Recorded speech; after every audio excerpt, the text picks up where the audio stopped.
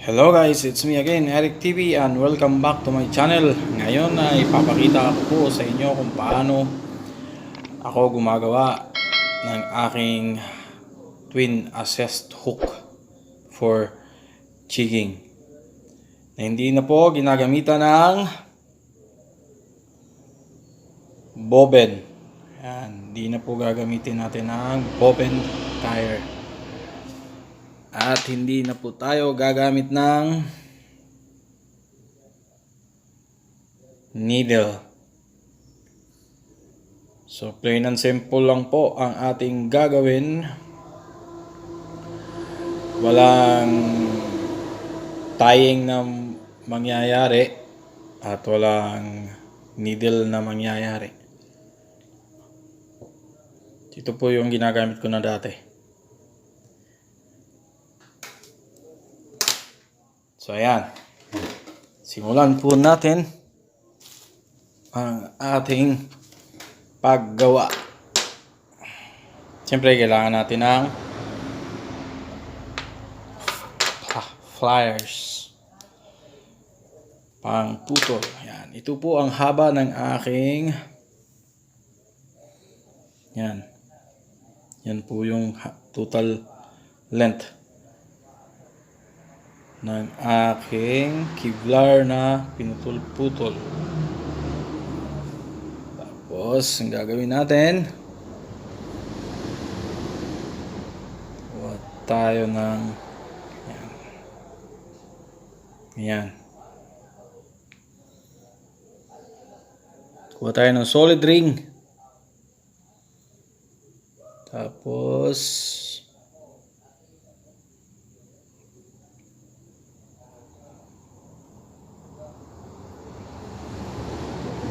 yan. Yan po ang so try nating hilahin.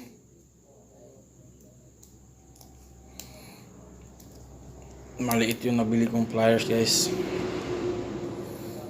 Bili na lang tayo ulit pag may budget. So hila natin. Yan. So ito guys, wala na tayong gagamiting bobbin at saka needle. Pwede, wala na ring mighty band. Pwede nyo lagyan mighty band, pero di na kailangan. Pwede din, pero dito kahit hindi na pwedeng lagyan. So ayan. Ito yung Banfok na Kevlar, line 300 pounds. Ito naman, Proveros hooks, number 13, number 9. Ayan.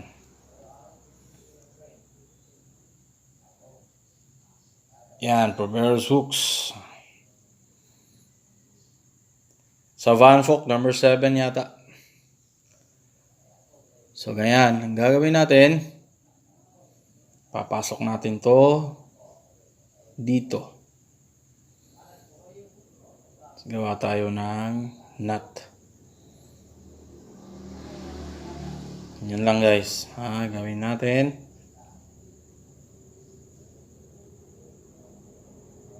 Ito yung pinakamadali pero strong na assessed hook. Paano mag-rig ng assessed hook. Yan guys. Pwede tatlo. Pero okay na din dalawa. Pwede.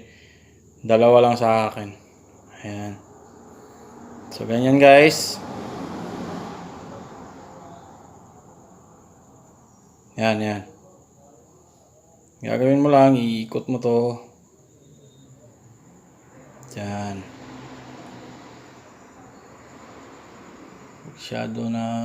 Masyadong mahaba.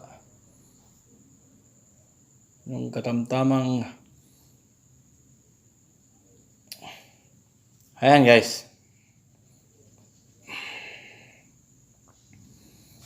Yan yung kabila. So, higpitan natin. Yan. So, tapos na yung isa. Yung isa naman, yung kabila.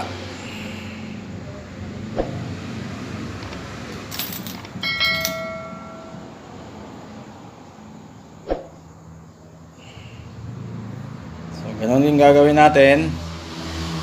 Gawa tayo ng nut. Simple na uni.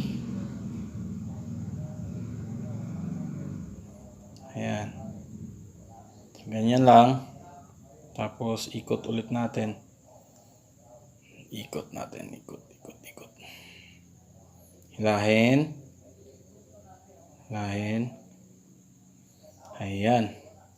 So yan na yung ating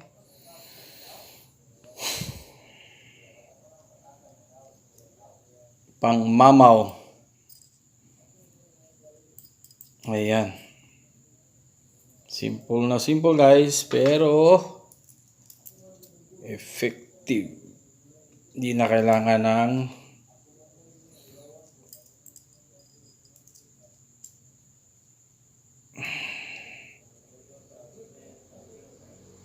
so ayan. Yan guys. Ganyan lang po ang pag-rig ng ating Mamaw Hunter na assessed hook. Hindi na po natin kailangan ng bobbin, needle, at saka mighty band. Okay na po yan. Kahit mamaw po dyan ay hindi na po yan matatanggal. Kasi habang hinihila po ng mamaw yan, ay lalo po siyang humihigpit ang tali.